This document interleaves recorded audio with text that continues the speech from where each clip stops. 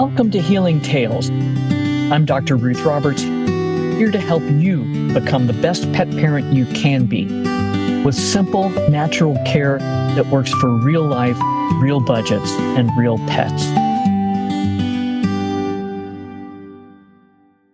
Hey, welcome. I'm Dr. Ruth Roberts. Welcome to this episode of Healing Tales, where I am thrilled to introduce to you Sandy Reynolds, one of our certified holistic pet health coaches. And this has been such an interesting journey for her coming into the holistic pet world, because you left a really stressful career and found your new calling in helping pets thrive through fresh food and holistic care. And now you've gone through this transition of bringing a new rescue into your home, Bridger, and watching him transition from starving, bony, skinny, skin all beat up, terrible, awful looking, to thriving, beautiful, handsome, and dapper. So welcome. So glad you're here with us today. Thank you for having me, Dr. Ruth. It is really a pleasure.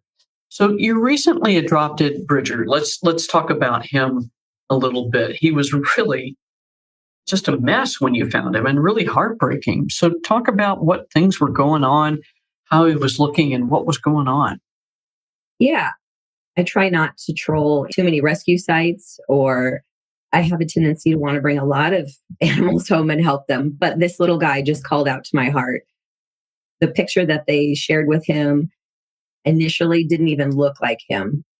I drove to go and see him and take my other dog to meet him. And when I got there, he was just literally a bag of bones. I mean, he had been on the street. They found him feral. I shouldn't say feral, but they don't know how long he was on his own. He did not have a microchip or a collar, and he appears to be a purebred boxer. So very sweet, good temperament, demeanor, and got along really well with my other boxer. So we went ahead and adopted him. Now, because I live in a county next to them, they wouldn't let me bring him home until he was neutered. So I had to wait 5 more days before I could bring him home. And I weighed him on the way home. He weighed 48 pounds as a full-grown 2-year-old boxer. And I mean, just seeing in the sides of his ribs and around his tail was just sunk. He was so skinny.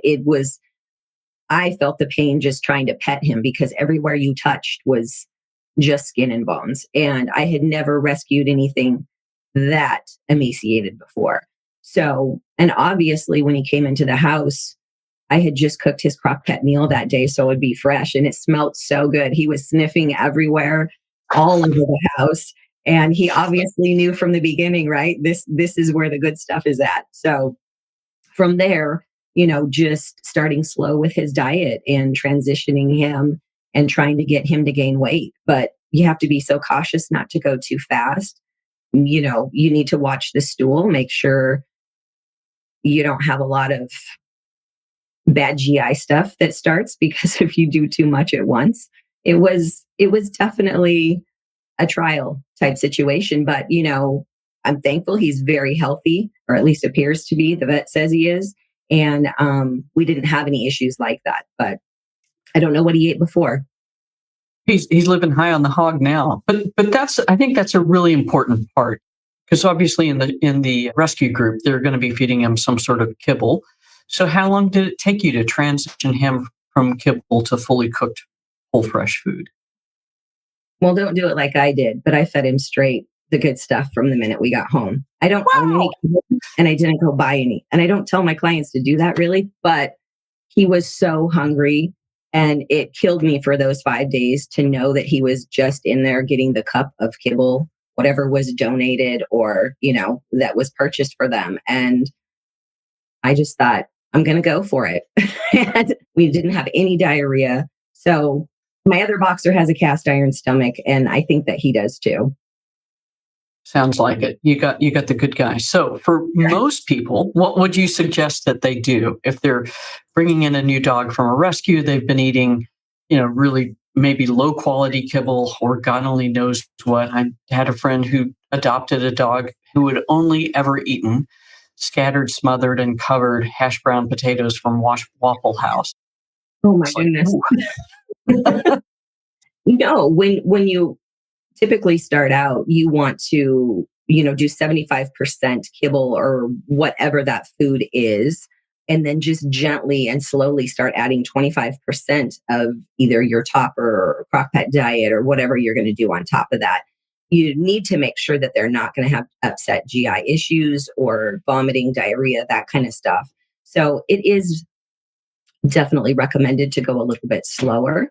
I obviously did not do that, but in my head, I was thinking, what kibble would I buy? And there's none that I really want to buy. So I didn't. sweet.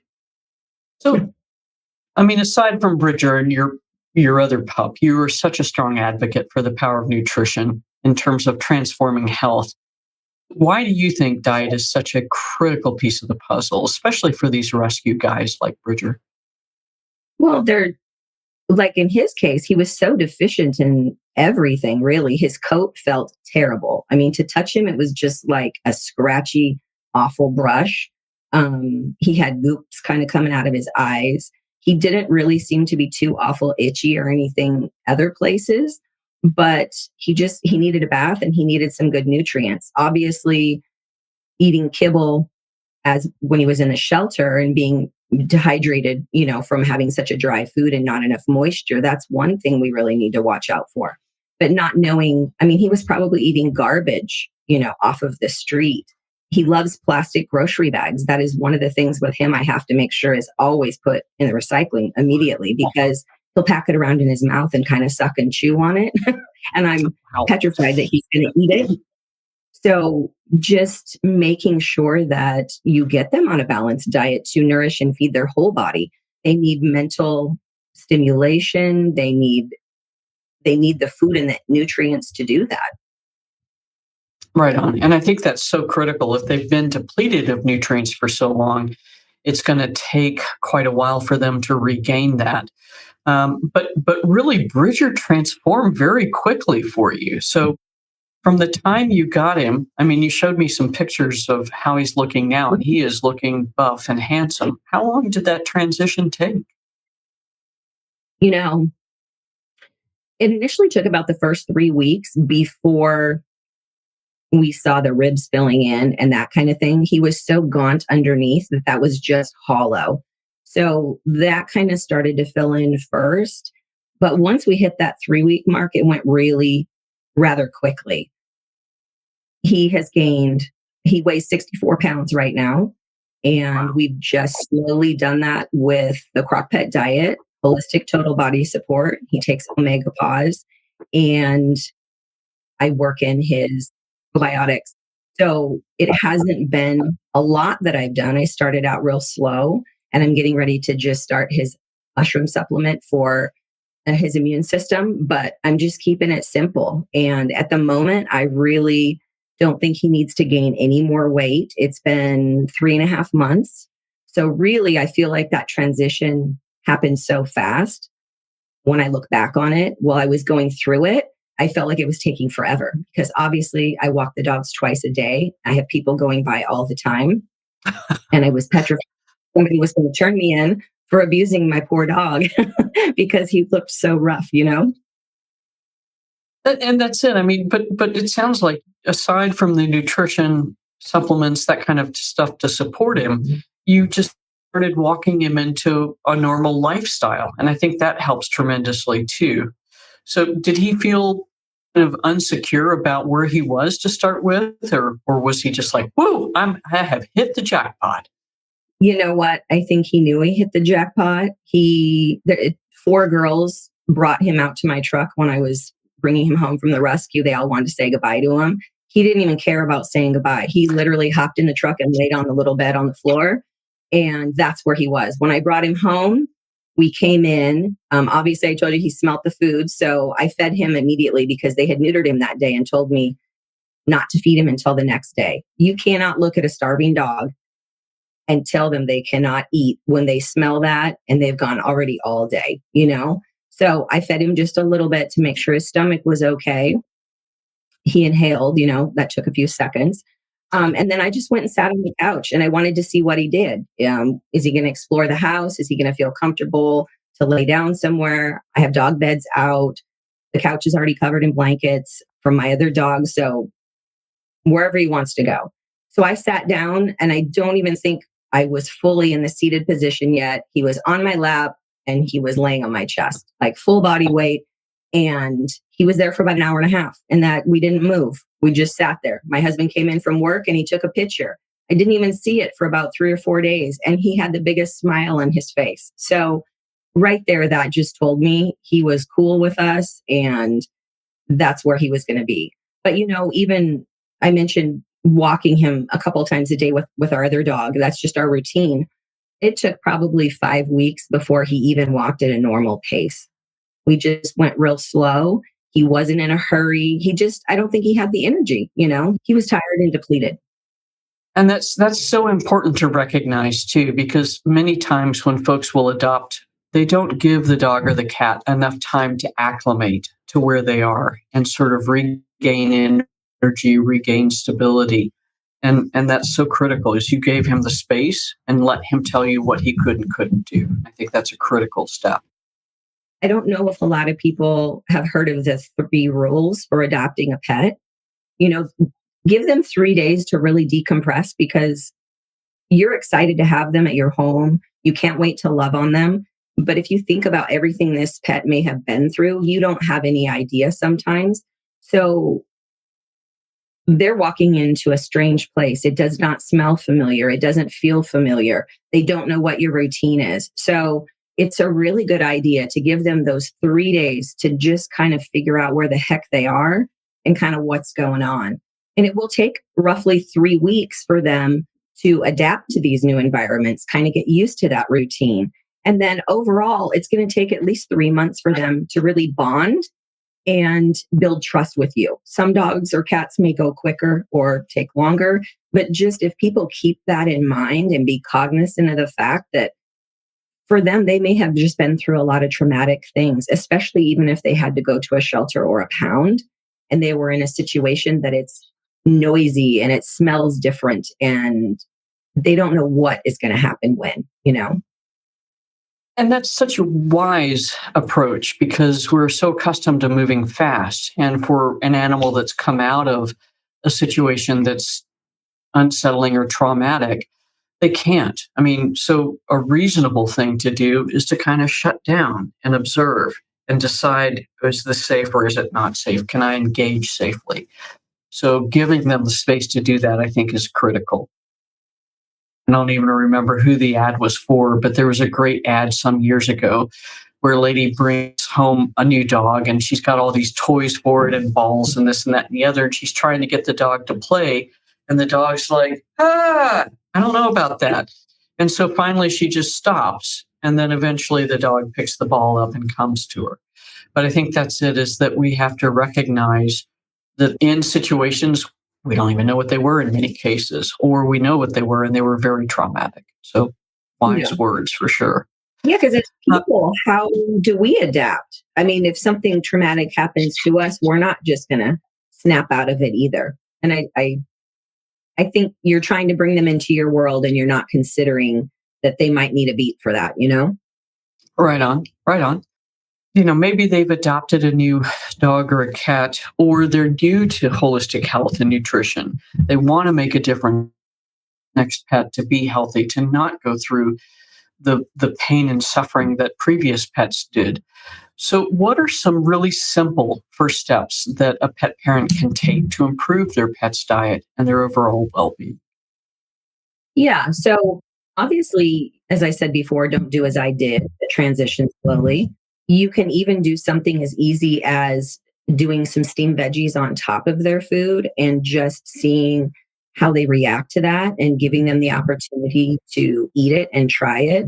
You don't have to go full gangbusters and go raw or gently cooked right off the get go. But I think that once pet parents that I work with see how much their pets really do enjoy good, healthy, whole foods, that they speed up that transition and they're all in because seeing the enjoyment from the pet is one thing, but when you start to see their energy level change, their coat changes, and for some dogs, eating a better quality food helps their temperament, maybe calms them down a little bit. Obviously, as holistic pet health coaches, that's what we specialize in. We know which foods are, warming, cooling, neutrals, different things like that. And that's how we build a diet. Not everybody knows that, but just starting with the basics can make a huge difference.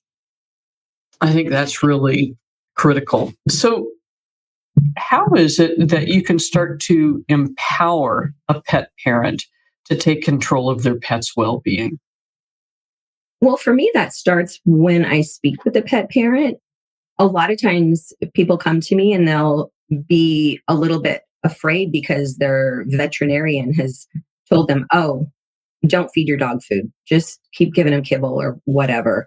So they kind of already feel like they've been a little bit tamped down, from that aspect. But explaining the benefits, not just short term, but long term for the health of that pet. Because joint issues, health problems, or heart problems, just, so many different things can crop up that diet is so important for. Also, mental, giving them the right foods, the omegas, all of these things that will help build their longevity and create that better health. So if we just talk them through what they're going to see, what they can anticipate, and then when they start to see those things really happen, it's like the light bulb goes on and they feel so much better and excited because they did it. Not because their vet told them to or not to, but because they took the chance and they have the empowerment and sense of that because they did it by themselves. And I love to see when that happens because that just spurs them on to what's next? What else can I do? And that pet is benefiting so much from them having that positive experience. And then they tell other people. And so hopefully through word of mouth, we can just keep passing along, the power of helping with better nutrition.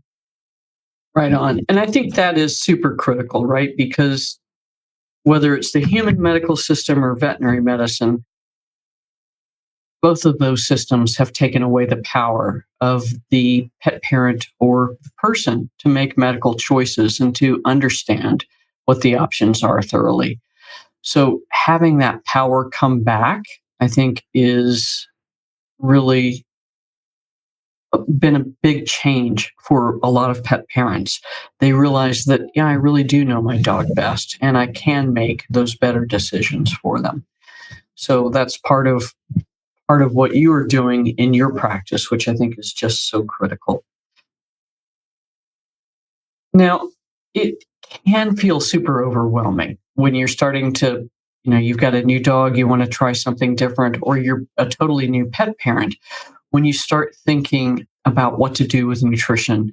So when it comes to that, then you're helping basically guide that pet parent into the better set of options. And do you find that there are times when you have to pivot and correct course, or how's that go for most folks? Most of the time, especially if a pet is coming to me with some kind of sensitivities, itching, ear infections, a lot of the typical things that we see, we start out with doing their Glacier Peaks test just because that can cut to the chase. We want to eliminate as many intolerances as possible from the beginning so that we can get that gut healing. So sometimes we do start out a diet. The test may say one thing, but we may notice that itching occurs or diarrhea gets worse or something does happen. So you do have to be open to the idea that this isn't concrete, right?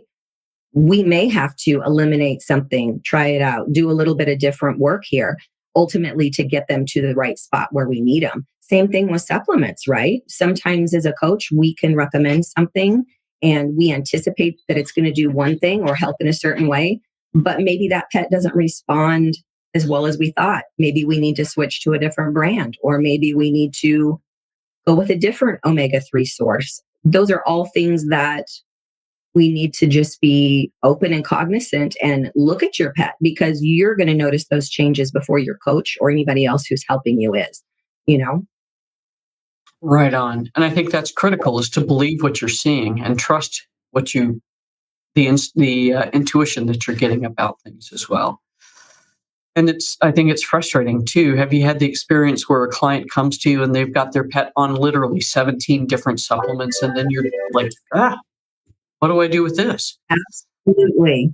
Well, because you know what? The internet is such a great source for people. They go on and they look at all these different things, read this stuff. They go on Facebook, they find something else. The problem is that they buy it all and they give it all to the pet and not necessarily maybe all on the same week or month, but they don't remove anything. They just keep adding things.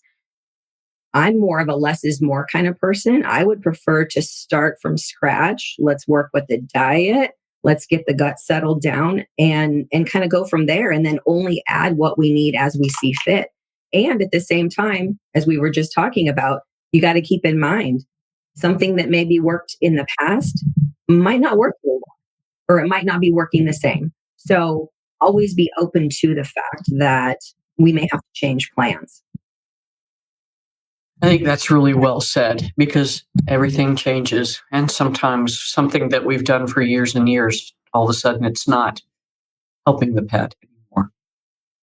That's kind of like in the whole changing the mind about what you're feeding, because a lot of people will get a kibble or a bag of food and that's what you just feed the dog for its whole life.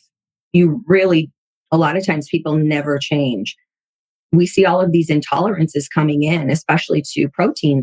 But if that pet has been fed salmon or pork or whatever that kibble was based with, how would you feel if you ate the same meal every single day for your, years and years in your life? Something's going to probably pop up, right? So being able to rotate and give them those fresh foods and changing it up so that they don't get those intolerances is such a huge benefit. And a lot of people don't even think of that, I think, a lot of the times, because when people come to me and they're like, oh, they've been on this food for the last 4 years, but this dog has all these itching problems and a bunch of other stuff. They have probably more than likely built up intolerances to something that is in that bag of kibble. Well said. So, one of the other things that you talk about often is building a team for your pet's health. So, what does that mean, and how does that work, and how does that benefit the pet and the pet parent? Well, as us humans, we don't just have one doctor usually, right? People can't be experts in everything at once. So the same should go for your pet. One instance I like to talk about is I had a hound dog that I noticed when she was coming down the stairs, something happened. And she lost a lot of mobility and movement in one of her back legs. That obviously made me think of, well, maybe something happened with her spine and in her back. And I took her to the chiropractor. That change was everything to her. By the time we were leaving, she was able to walk out, had full mobility, range of motion, and felt so much better. Now, every time I took her back, we didn't get to go to the waiting room. She literally pulled me right back to his office door. So they started booking us at the end of the day because they knew that when she came in, she wasn't waiting her turn. She was next. And it was quite comical, but just thinking outside the box that your pets have issues sometimes like you do. Maybe they need acupressure or acupuncture or a different type of service, and being open to what might help your pet and what you can do for them makes a big difference. So in picking your team for your pet, it's always great to find the veterinarian of your choice so that you're an established patient, because with these days having such a shortage of veterinarians, you don't want to wait until an emergency situation and then you call around and it may take a week or two to get in somewhere. Always go and have them checked out and become a patient of record. And then if you anticipate or see things coming up, we don't all think that we may need a veterinarian that's an ophthalmologist or specializes in something like that. Recently went through that with one of my daughter's dogs, and she ended up having to see the ophthalmologist. We were both panicking, searching around for who was recommended and who we thought we should go to. So now we have that on our books, and I'm really happy that we found her. So just don't hesitate to put in your phone your veterinarian of record. If there is an emergency hospital or somewhere that your veterinarian recommends, or somewhere that you've been before, have that on speed dial, because in those emergency situations, it's not the time to be looking for where you would prefer to go and maybe not get the place that you would rather go. And I think that's really critical, right? Because we tend to not want to take any action until it really is an emergency situation. Then it's like, what do I do? And that's not fun, because your anxiety level is already high enough if your baby is sick. And they're not feeling well, and then you're like, and that doesn't help anybody. So I think that's a critical tool as well. Now, are there specific tools or resources that you recommend for pet parents who want to learn more about holistic care and nutrition for their new pets, their adopted pets, their existing pets? Absolutely. There is the Facebook group with us coaches. You can go to your website and find a coach. There are so many of us out there now that are willing to help walk you through that process and introduce you to maybe a different diet, or maybe nailing down the right supplement that your dog is lacking or needing. The majority of what I see is really itchy dogs, and that all boils down to the gut and what you're feeding. So don't be afraid to step up and say, hey, I need some advice. How can you help me? Because that's what we're here for. And we absolutely love it. Every single pet is something new and different. And it just brings me a lot of joy to hear and see pictures of the results, because they can't talk to us. They can itch and scratch and tell us something's wrong, but they can't say my stomach hurts, or, I need you to do this for me. That it doesn't work that way. So working with someone in the holistic community who can help you decipher and figure that out, there's no better way. That is so true. And I think there are so many resources out there. So this has been just a ball and an incredibly inspiring conversation. We'll have to dig up some pictures of Bridger, some before and after photos, and add those in. But before we wrap up, how can our listeners connect with you and learn more about Enlighten Mutt, your business, and the amazing work you're doing? Well, I'm online, enlightenmutt.com. You can email me at sandy@enlightenmutt, and I will be happy to get right back to you and help you the best I can. That's super. So last question for you. What's the one message you want to leave our listeners with about the transformational power of adoption and a good diet? I want people to come away with this not being afraid to maybe adopt or rescue a pet that has had some challenges health-wise or diet, because the difference that it makes when you introduce that and you help bring health and vitality back to them, it's going to be your eyes. And it's such an amazing experience, because people can do that to themselves too. I think that we don't think of it that way sometimes, but I have sometimes people who will say, oh my gosh, my dog just lost 6 pounds. Do you think if I ate better, I could do that too?